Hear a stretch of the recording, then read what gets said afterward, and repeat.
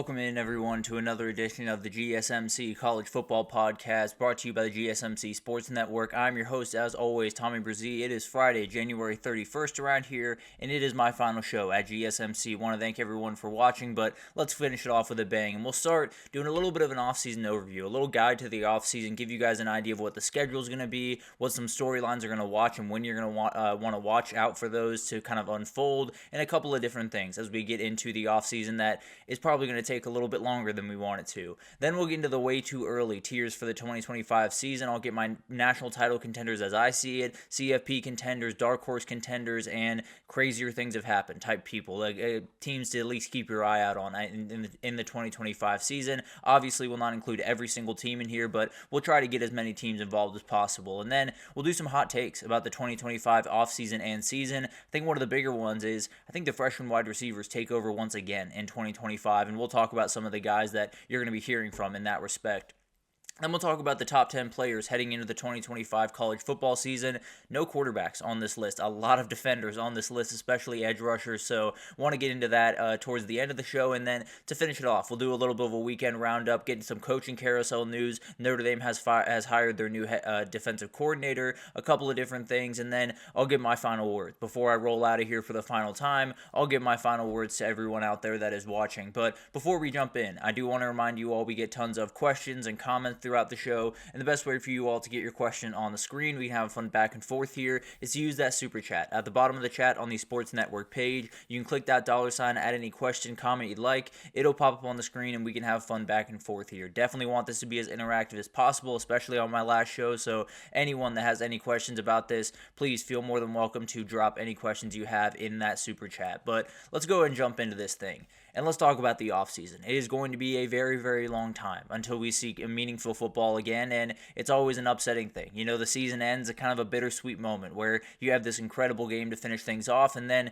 you wake up the next day and realize it's going to be a long while before I get to watch college football again. So let's give you some things to look forward to in the offseason, some different storylines, some different things to watch out for. But before we jump into all of that, I do just want to get into kind of the schedule of what the offseason is going to look like going forward and how that is going to work out for a lot of people, because there's a lot of different things that are going to happen in a lot of different areas where there might be some lulls, but there's still going to be a million different headlines coming out. And to start things off, spring camp is getting underway here pretty soon. There's going to be a couple of teams. I believe Hawaii has already started their spring practice, as crazy as that sounds, but a couple of different teams will start here pretty soon, get into practice. Definitely the winter conditioning has already started for a lot of these schools, so spring camp will start here pretty soon. Late April is when it will pretty much end. Early April, mid-April, depending on where your spring games are. And the first spring game is March 1st. It's Liberty, plays on March 1st. They're the very first. And then the first Power 5 game is going to be on April 5th by Clemson.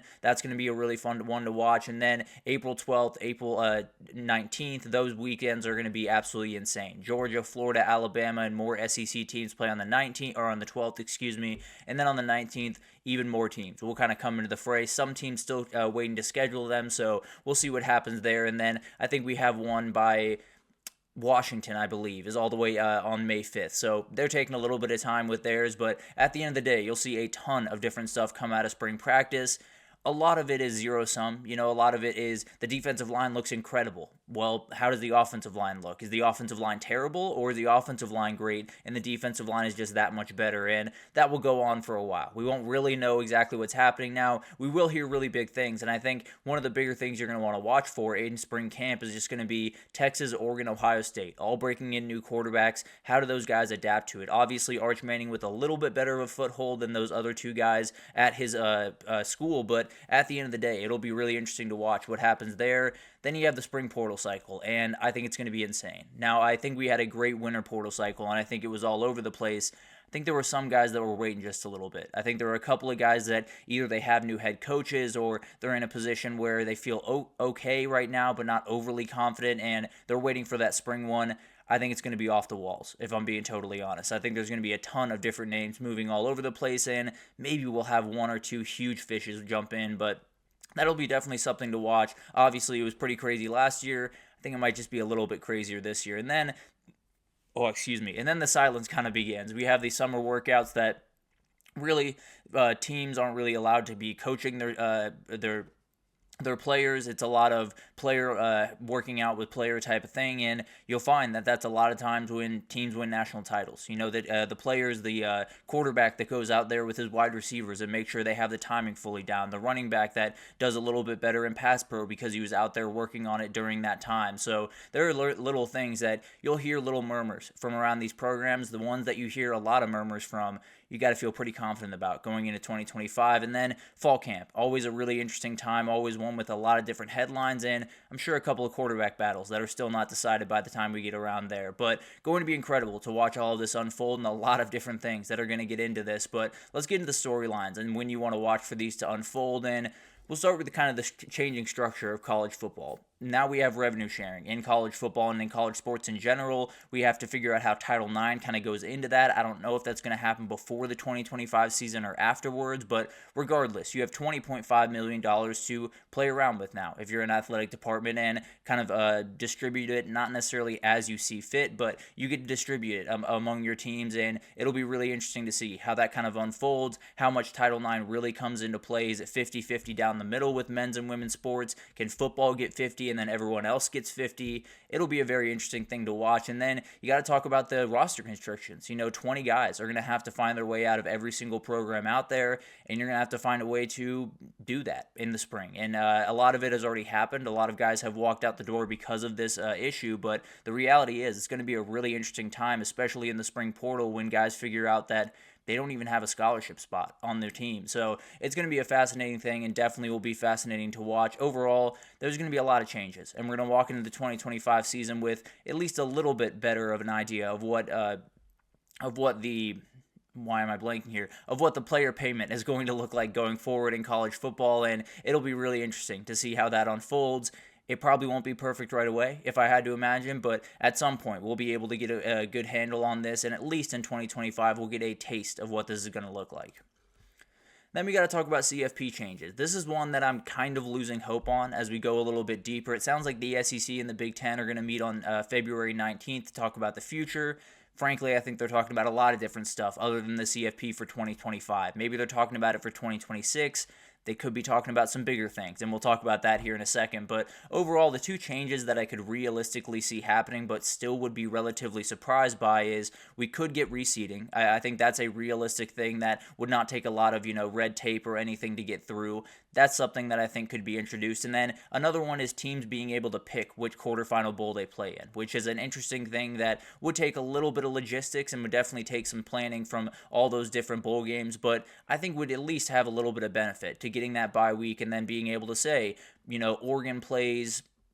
They might have picked Pasadena anyway, if I'm being totally honest. But a couple of these teams being able to pick the one that gives them the best home field advantage just makes sense to me in the grand scheme of things. And we'll give that bye week just a little bit more of a juice than it has right now, for sure.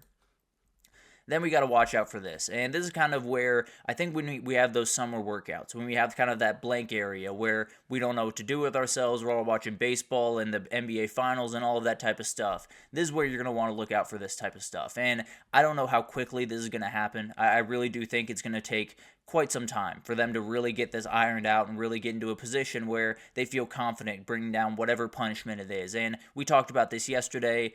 I don't think the NCAA is going to do much because I don't think they can do much. I think they understand that if they come down with an iron fist on Michigan, the Big Ten and the SEC are talking tomorrow along with all of the other TV networks and saying, let's just go play our own thing. Let's go take our ball and play elsewhere, and that's the last thing the NCAA wants. So I think they're going to get a little bit of a financial penalty. They might get a couple of little things around that, but the reality is the NCAA is not at a place where it can punish these big-time programs anymore and not expect them to pack their bags and go elsewhere. So it's going to be really interesting to watch that unfold. It's definitely something that is really going to affect the future of college football, and weirdly enough, you got to just hope the NCAA goes a little bit easy. And I hate to say it because I do think there are certain things that Michigan should get punished for, but the reality is, if they get punished aggressively, Tony Petitti and Greg Sankey are making plans tomorrow about where they want to go and how they want to set up their structure going forward. So that's something to think about. Definitely will be an interesting saga, and definitely one that I think Michigan's going to win one way or the other, depending on however it goes.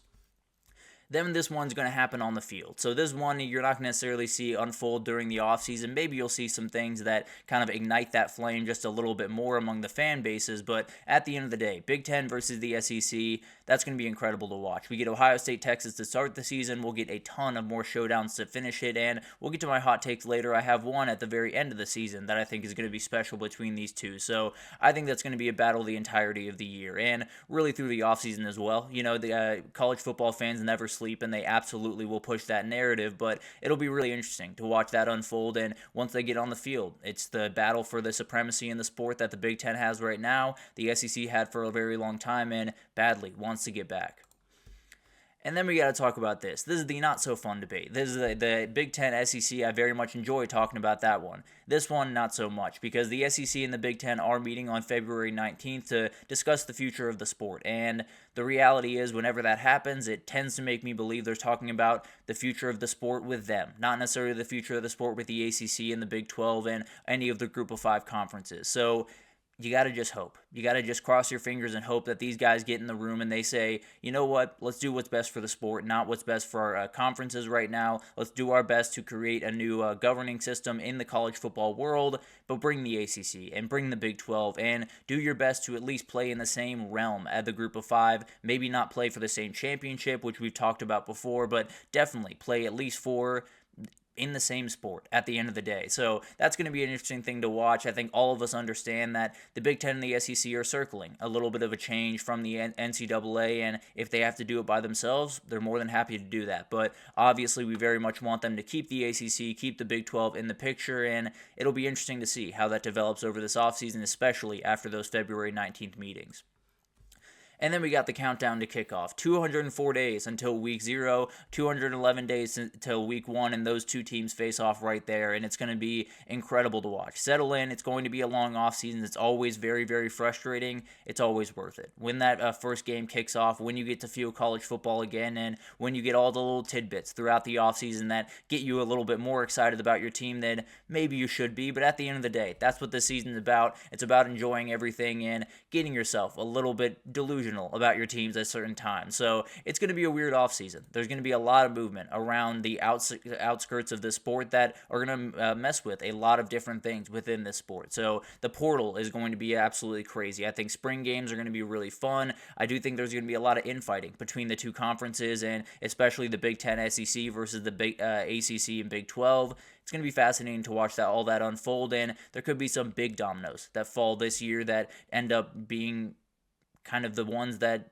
put off the future of college football and get you started on what it's going to look like in 10 years, in 20 years, and that'll be a fascinating thing to watch. There's a lot of different proposals on the table, and you just got to hope that the best one wins out, and the one that cares about the sport and tries to make the sport as healthy as possible wins out, and that'll be an interesting thing to watch. But overall, it's going to be a long offseason. Enjoy it all. Watch every little bit that you can. Watch all the spring games. Enjoy all of that stuff. And then it will be back in time. I can almost promise you that. And it'll be back, and it'll be incredible as well. So don't worry about that. College football will live on, and we'll just have to tread water just a little bit until that happens. But let's take our first break here. And when we come back, we'll get to my way too early 2025 tiers. So who are my national title contenders as of right now? Who are my CFP contenders? Some dark horse candidates, some teams that you might just want to keep your eye out on as we go throughout the season, and a couple more right after this, so stick with us.